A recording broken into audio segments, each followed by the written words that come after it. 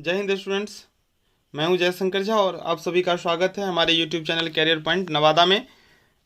मैं आज आप लोगों के लिए ऑडिटिंग का वीवीए क्वेश्चन लेकर आया हूं 2022 के एग्ज़ाम के लिए। इससे पहले फाइनेंशियल मैनेजमेंट का वीवीए क्वेश्चन अपलोड किया गया है। अगर आपने अभी तक नहीं देखा है तो उसका लिंक आपको डिस्क्रिप्शन में मिल जाएगा, आप उस क्वेश्चन को भी देख लें। इस वीवीए क्वेश्चन के सेट में मैंने 10 क्वेश्चन को रखा है। यह 10 क्वेश्चन को आप अगर ठीक ढंग से प्रिपरेशन कर लेते हैं तो आपको 5 क्वेश्चन एग्जाम में लिखने में कोई भी दिक्कत नहीं होगा। इतना बात आप समझ लिए, 100% इसमें से क्वेश्चन आएगा 5 कम से कम, ठीक है ना। तो इस क्वेश्चन को आप प्रिपरेशन करके कम से कम जाइएगा ही। इस चैप्टर से, इस सब्जेक्ट से 4 क्लास हुआ है जिसका आपको प्लेलिस्ट में अलग से वीडियो मिल जाएगा। आप इस चैनल को सब्सक्राइब कर लें और प्लेलिस्ट में जाके उस वीडियो को देख लें। जो क्वेश्चन आपको मिलता है गेस में या उसको आप पढ़ लेते हैं तो ठीक है, जिसमें भी प्रॉब्लम होता है वो कमेंट सेक्शन में आके बताइए।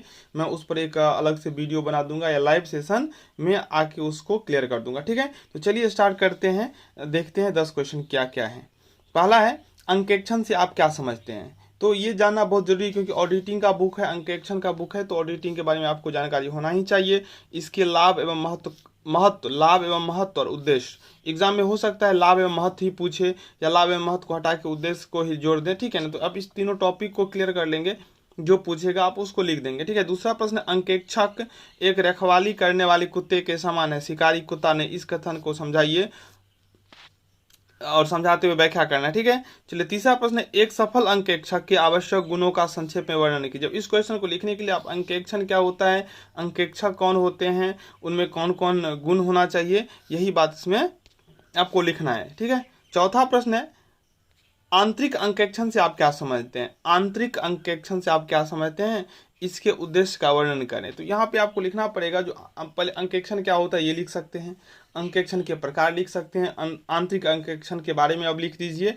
उसके बाद आंतरिक अंकेक्षण का क्या उद्देश्य है, क्यों करवाया जाता है, इसके लाभ और महत्व को लिख सकते हैं, ठीक है। और आंतरिक निरीक्षण और आंतरिक अंकेक्षण में अंतर स्पष्ट करें। ऐसा भी हो सकता है, जो आंतरिक अंकेक्षण से आप क्या समझते हैं, आंतरिक निरीक्षण और आंतरिक अंकेक्षण में अंतर स्पष्ट करें। ये क्वेश्चन यहाँ से हटा दें, तो आपको घबराने की जरूरत नहीं। अगर आपने ये पढ़ लिया है, आपको पता है, तो आप ये लिख सकते हैं। परीक्षा में नहीं पूछा फिर भी आप लिख सकते हैं। बहुत सारे स्टूडेंट्स में यही कन्फ्यूजन हो जाता है, जो वो रट के आते हैं, डिटो क्वेश्चन मिला तो लगता है वो मिल गया, लेकिन अगर थोड़ा भी चेंजेस हो जाता है तो उन्हें लगता है कि मैंने जो पढ़ा वो एग्जाम में नहीं आया है। तो घबराने की कोई जरूरत नहीं, इसलिए मैं आपको एक एक पॉइंट को पहले से समझा दे रहा हूँ। पांचवा प्रश्न है, प्रमाणन से आप क्या समझते हैं, इसके उद्देश्य तथा महत्व का वर्णन करें। प्रमाणन से आप क्या समझते हैं, इसका उद्देश्य और महत्व का वर्णन करें। इसी में ये भी पूछ सकता है, प्रमाणन अंकेक्षण की रीढ़ की हड्डी है, इस कथन को स्पष्ट करें। दोनों क्वेश्चन सेम ही है, ठीक है ना, आंसर दोनों का सेम ही होगा। प्रमाणन को अंकेक्षण का रीढ़ का हड्डी कहा जाता है, ये क्यों कहा जाता है ये बताना है, इसका क्या काम है, इसके महत्व, सही बातों को लिखेंगे तो ये उस क्वेश्चन का आंसर मिल जाएगा, ठीक है। जो प्रमाणन अंकेक्षण का रीढ़ का हड्डी कैसे। चलिए छठा प्रश्न है, संपत्तियों का सत्यापन से आप क्या समझते हैं। सत्यापन के उद्देश्य और महत्व का वर्णन करें। संपत्तियों का सत्यापन क्या होता है वो लिख देना है, उसके बाद सत्यापन का उद्देश्य और महत्व आपको लिखना है, ठीक है। चलिए सातवां प्रश्न है, संचय से आप क्या समझते हैं, ठीक है। मैंने इसमें ऐड कर दिया, क्वेश्चन जनरली पूछा जाता है गुप्त संचय क्या है, तो गुप्त संचय से पहले हम संचय के बारे में लिखेंगे। संचय क्या होता है, उस संचय का प्रकार, उसमें एक प्रकार गुप्त संचय होता है, ठीक है। इसका सृजन कैसे होता है, इस संबंध में अंकेक्षक का क्या कर्तव्य है, तो इस बातों को आपको लिखना है।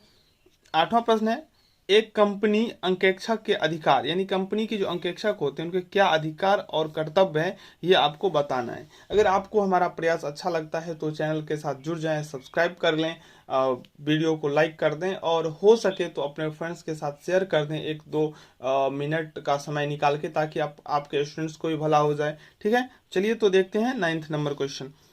अंकेक्षण प्रतिवेदन से आप क्या समझते हैं। अंकेक्षण प्रतिवेदन क्या होता है, यह कितने प्रकार का होता है, उदाहरण के साथ समझाना है। 10वां प्रश्न, विभाजन योग्य लाभ क्या है। विभाजन योग्य लाभ क्या है, इस संबंध में अंकेक्षक के कर्तव्यों का वर्णन करें। ये क्वेश्चन है, या इसको इस ढंग से भी पूछ सकता है, एक कंपनी के विभाजन लाभ क्या, विभाज्य लाभ क्या है, इस क्या पूंजीगत लाभ का प्रयोग लाभांश के लिए किया जा सकता है। और एक इसमें क्वेश्चन और नोट कर लीजिएगा, क्वेश्चन ये होता है, जो अंकेक्षण जो जहाँ पुष्पपालन समाप्त होता है वहाँ लेखांकन प्रारंभ होता है, जहाँ लेखांकन समाप्त होता है वहाँ अंकेक्षण प्रारंभ होता है। इस कथन को स्पष्ट करें। इसको हमने लाइव सेशन में समझाए भी थे, तो उस क्वेश्चन को आप जरूर देख लीजिएगा। एक और क्वेश्चन जो संसाधन क्या होता है, ठीक है, संसाधन क्या होता है, तो इस क्वेश्चन को आप देख लीजिएगा। 2 क्वेश्चन और इसमें मैं ऐड कर देता हूँ। अनुसंधान या अनुसंधान से आप क्या समझते हैं, इसका उद्देश्य का वर्णन करना है। तो इस प्रकार से ये हो गया आपका ऑडिटिंग का भी है क्वेश्चन। तो ऑडिटिंग और फाइनेंशियल मैनेजमेंट का भी क्वेश्चन कंप्लीट हो गया। अब मैं आपको टैक्सेशन और कॉस्ट, इसमें तो प्रैक्टिकल बहुत सारा पढ़ाया हूँ, बहुत सारे चैप्टर को क्लियर किए हैं, तो आपको प्रैक्टिकल बनाना है। फिर भी मैं थ्योरी पोर्शन से दे दूंगा थ्योरी, और कुछ इंपॉर्टेंट क्वेश्चन भी सजेस्ट कर दूंगा, जिससे आप देख कर जाएंगे तो आपका एग्जाम अच्छा होगा। तो चलिए बने रहे इस चैनल के साथ, मिलते हैं फिर नेक्स्ट वीडियो में बहुत जल्द। धन्यवाद।